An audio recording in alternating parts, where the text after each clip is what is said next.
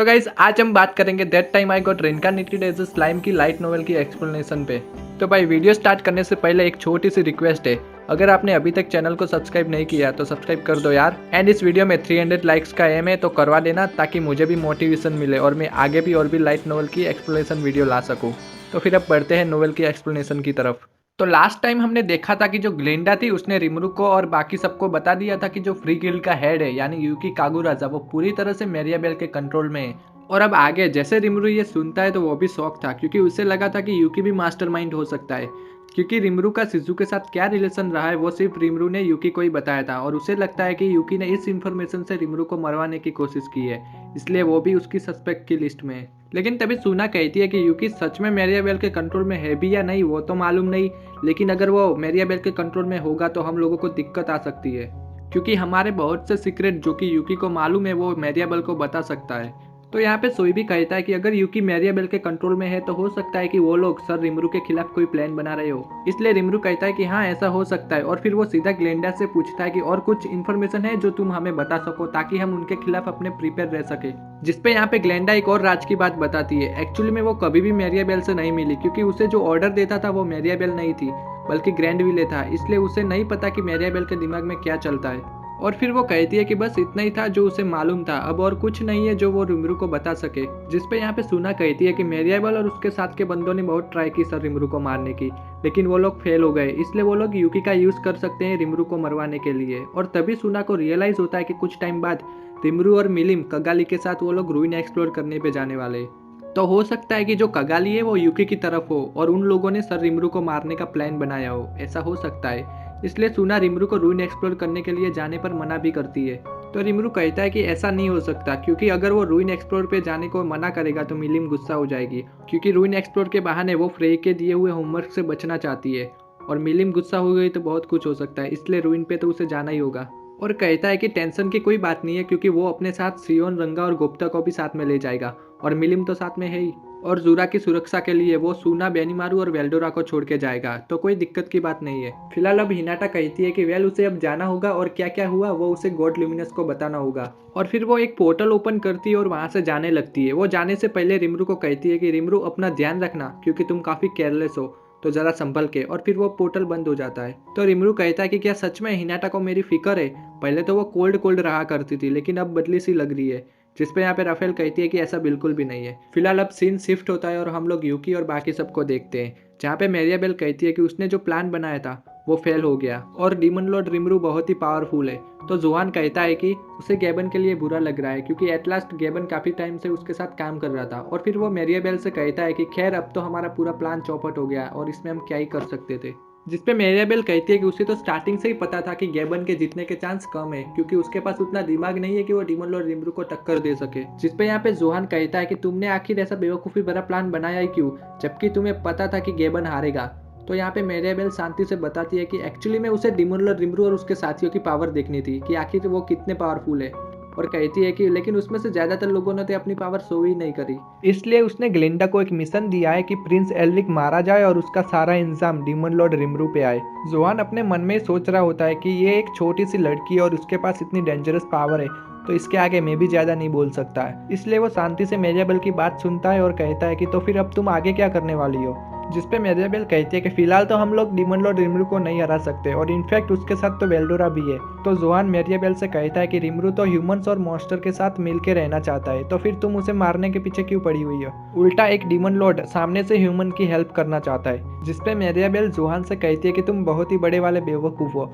भले ही demon Lord रिमरू कह रहा हो कि वो मॉन्स्टर और ह्यूमंस को साथ रखना चाहता है और ट्रीटी भी फॉर्म की हो, लेकिन तुम भूल रहे हो वो एक डीमन लॉर्ड है और न जाने कब उसका मन बदल जाए। और अगर एक बार उसका मन बदल गया तो हमारे पास इतनी पावर नहीं है कि हम उसे रोक पाए क्योंकि उसकी मिलिट्री पावर बहुत ही ज्यादा है और फिर हम उसके आगे आवाज तक नहीं उठा पाएंगे। इसलिए ऐसा ना हो उससे पहले वो रिमरू का किस्सा खत्म करना चाहती है। और तभी वहां पे एक बंदा आके बताता है कि जो ग्लेंडा थी वो पकड़ी जा चुकी है। और ये सुन के भाई मेरियाबेल तो शॉक हो जाती है क्योंकि ग्लेंडा मेरियाबेल का एक खास मोहरा थी। वो बताती है कि ग्लेंडा भले ही मिशन में फेल हो जाए लेकिन वो कभी भी पकड़ी नहीं जाती थी और इस बार तो वो पकड़ी जा चुकी है। तो वो लोग अब रिमरू को बिल्कुल भी हल्के में नहीं ले सकते क्योंकि अब रिमरू चाहे तो कभी भी उन लोगों को चुटकियों में मार सकता है। इसलिए वो यूकी से कहती है कि जहाँ तक उसे पता है कुछ टाइम बाद तुम और रिमरू रूइन एक्सप्लोर के लिए जाने वाले हो, तो यूकी कहता है कि वो नहीं बल्कि कगाली जाने वाली है, जिस पे मेरियाबेल कहती है कि तुम्हें भी साथ में जाना होगा क्योंकि वो रिमरू का खेल उस रूइन में ख़त्म करने वाली है। जिस पे यूकी कहता है कि ऐसा हम बिल्कुल भी नहीं कर सकते क्योंकि अगर रिमरू को हम मार डालेंगे तो वेल्डोरा अनकंट्रोलेबल हो जाएगा और फिर सब कुछ तबाह कर देगा और फिर हम भी नहीं बचेंगे। तो मेरियाबेल कहती है कि तुम वेल्डोरा की फिक्र मत करो क्योंकि ऐसा होने पर गॉड ल्यूमिनस ऐसा नहीं होने देगी क्योंकि वो यहाँ पे ह्यूमंस की सेवियर है। लेकिन मेन दिक्कत की बात यह है कि मिलिम भी उस रूइन में साथ में जाने वाली है। जिस पे यूकी कहता है कि हाँ लेकिन हम उसे मना भी नहीं कर सकते, एटलास्ट रिमरू ने उसे आने के लिए कहा है, तो ऐसा तो हमारा पूरा प्लान चौपट हो जाएगा। तो मेरियाबेल बताती है कि अगर वो गलत नहीं है तो यूकी के पास मिलिम की कोई चीज़ है। एक्चुअली में ये मिलिम की ओल्ड फ्रेंड का कोर होता है। जब मिलिम डीमन लॉर्ड में इवॉल्व हुई थी तब उसने अपने मरे हुए ड्रैगन को जिंदा किया था, लेकिन उसके पास कोई सोल नहीं थी इसलिए वो अनकंट्रोलेबल हो गया था। तो मजबूरन मिलिम को उसे सील करना पड़ा था और प्रेजेंट में उसका कोर पहले क्लेमेन के पास था लेकिन अब वो नहीं रहा, तो अब उसका कोर यूकी के पास है। इसलिए मेरियाबेल अपना मास्टर प्लान बताती है और वो प्लान ये है कि जब रिमरू और मिलिम बाकी सबके साथ रूइन एक्सप्लोर पे जाएंगे तब वो यहाँ पे मिलिम की फ्रेंड को जिंदा करके रूइन में छोड़ देंगे। क्योंकि वो मिलिम की फ्रेंड होगी इसलिए मिलिम उसके साथ फाइट बिल्कुल भी नहीं चाहेगी, तो मजबूरन रिमरू को उसके साथ फाइट करनी पड़ेगी। और जैसे ही वो फाइट में बिजी होगा तो तभी वो लोग रिमरू का खेल वहाँ पे खत्म कर देंगे। वेल अब नेक्स्ट डे शुरू होता है और हमें रिमरू बताता है कि उसने सभी लोगों को ग्लेंडा से इंट्रोड्यूस करा दिया है ताकि वो सबकी नजरों में रहे और कुछ भी गलत ना कर पाए। और कहता है कि ग्लेंडा की जो गन थी उसे रिमरू ने काइजिन और कुरुबे को दे दी है ताकि वो लोग उसकी रिसर्च करें और डुप्लीकेट बना सके। रिमरू कहता है कि कुछ ही दिनों के अंदर काइजिन ने वो गन बना भी दी और उसकी खास बात यह है कि ये गन पाउडर के नहीं बल्कि मैजिक से चलेगी। और कहता है कि वो इन गन्स को अपने कुछ चुनिंदा दोस्तों को ही देगा क्योंकि ये काफी खतरनाक हथियार है और जिसका कोई भी गलत इस्तेमाल कर सकता है। और फिर रिमरू, सियोन और बाकी लोग सुना के पास जाते हैं जहाँ पे सुना ने इन सबके लिए कुछ कपड़े डिजाइन किए होते। एक्चुअली में रिमरू ने उसे हाइकिंग में यूज किए जाने वाले कपड़े बनाने को कहा था और सेम टू सेम डिट्टो सुना ने वैसे ही बना दिए। इसलिए रिमरू कहता है कि सच में सुना का कोई जवाब नहीं। एंड फिर ये सभी लोग अपने अपने कपड़े पहन के इंग्रेसिया के लिए निकलते हैं। रिमरू बताता है कि एक्चुअली में वो फिलहाल अभी यूकी से बिल्कुल भी नहीं मिलना चाहता, इसलिए उसने कगाली को सीधा इंग्रेसिया के गेट पे ही बुला लिया। रिमरू सबको बताता है कि जो कगाली है वो शायद से यूकी की तरफ से ही है क्योंकि वो भी थोड़ी सस्पिशियस है, तो उस पर जरा नजर रखना। वेल ये सभी लोग इंग्रेसिया पहुंच जाते हैं और तभी कगाली इन सबका वेलकम करती है और फिर कहती है कि चलो मैं तुम्हें अपने टीम से मिलवाती हूँ। हम देखते हैं कि वहाँ पे तकरीबन 100 से भी ज्यादा लोग होते हैं और उन सबके पास काफी सारा सामान होता है। रिमरू इन सबको देख के कहता है कि इतने सारे लोग, हम तो सिर्फ रूइन एक्सप्लोर पर जा रहे हैं ना कि कोई वॉर लड़ने। और कहता है कि ये लोग इतना सारा सामान क्यों साथ में लाए, जिस पे यहाँ पे कगाली कहती है कि हमें वहाँ पहुँचने में तकरीबन 2 महीने से भी ज़्यादा समय लग जाएगा, तो सफ़र के लिए इतना सामान तो रखना ही पड़ेगा।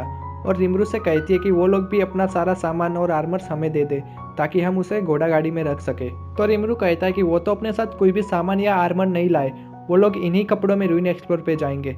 जिस पे कगाली शौक हो जाती है और कहती है कि तुम लोग पागल हो क्या, बिना कोई आर्मर और सामान के हम लोग बीच रास्ते में ही निपट जाएंगे। तो रिमरू अपने मन में सोच रहा होता है कि शायद से ये लोग अभी टेलीपोर्ट के बारे में नहीं जानते, इसलिए रिमरू कगाली से कहता है कि तुम्हारे जितने भी लोग और सामान है उन्हें कोई खाली ग्राउंड में इकट्ठा करो। और जैसे ही सारे लोग इकट्ठा हो जाते हैं तो रिमरू अपने ट्रांसपोर्टेशन मैजिक से सभी लोगों को सीधा रूइन के एंट्रेंस पे पहुंचा देता है। और रिमरू कहता है कि वो अब टेलीपोर्टेशन मैजिक का अच्छे से यूज कर पाता है, स्पेशली उन जगहों पे जहाँ पे वो पहले भी जा चुका है। और ये सब देखने के बाद कगाली और उसके साथ के जितने भी बंदे थे वो शॉक हो जाते हैं क्योंकि ऐसा मैजिक करना कोई भी डीमन लॉर्ड के बस की बात नहीं है। एंड फिर वो लोग कहते हैं कि उन्होंने डीमन लॉर्ड रिमरू के बारे में जैसा सोचा था उससे कई बढ़कर है। फिलहाल तभी वहाँ पे एक डार्क एल्फ आता है और इन सबका वेलकम करता है और वो बताता है कि रूइन का जो फर्स्ट फ्लोर है वो पूरी तरह से रहने के लायक है, लेकिन सेकंड फ्लोर पे कोई मैजिक सील लगी है और उन्होंने सोचा कि मैजिक से उसे डिकोड करने का ट्राई करेंगे, लेकिन उससे फ्लोर के अंदर की चीज़ों को डैमेज हो सकता है, इसलिए वो सब फर्स्ट फ्लोर पे रह सकते हैं। एंड उसने सबके लिए पहले से ही रूम तैयार रखे, जिस पे रिमरू कहता है कि सच में ये लोग काफ़ी इंटेलिजेंट है और इन्हें काफ़ी एक्सपीरियंस भी है।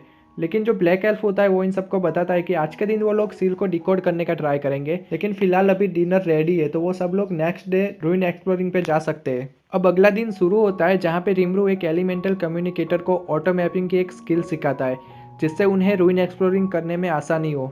रिमरू हमें बताता है कि उनमें से आधे लोग तीसरे फ्लोर पे गए और बाकी के सेकंड फ्लोर की सील को डिकोड करने जाते हैं। रिमरू सोच रहा होता है कि अभी तक तो सब कुछ अच्छे से चल रहा है, तो शायद कगाली यहाँ पे सच में एक्सप्लोर करने के लिए आई हो। और इसी तरह से ये वाला दिन भी एंड होता है।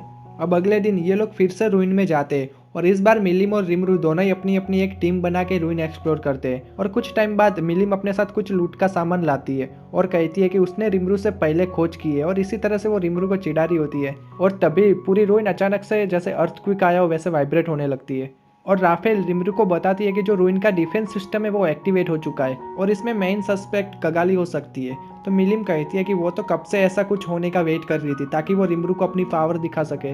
लेकिन तभी फिर से रूइन अर्थक्वेक की तरह वाइब्रेट होने लगती है, इसलिए रिमरू अपने मैजिक सेंस का यूज़ करता है और उसे मालूम पड़ता है कि ये एक प्राचीन ड्रैगन है और वो इतना पावरफुल है कि एक डिमन लॉर्ड को इजीली डिफेट कर सकता है। तभी मिलिम अपनी ड्रैगन आइज से पूरी रूइन को स्कैन करती है और उसे अपनी पुरानी फ्रेंड की याद आती है, इसलिए वो अचानक से कहीं पे टेलीपोर्ट हो जाती है।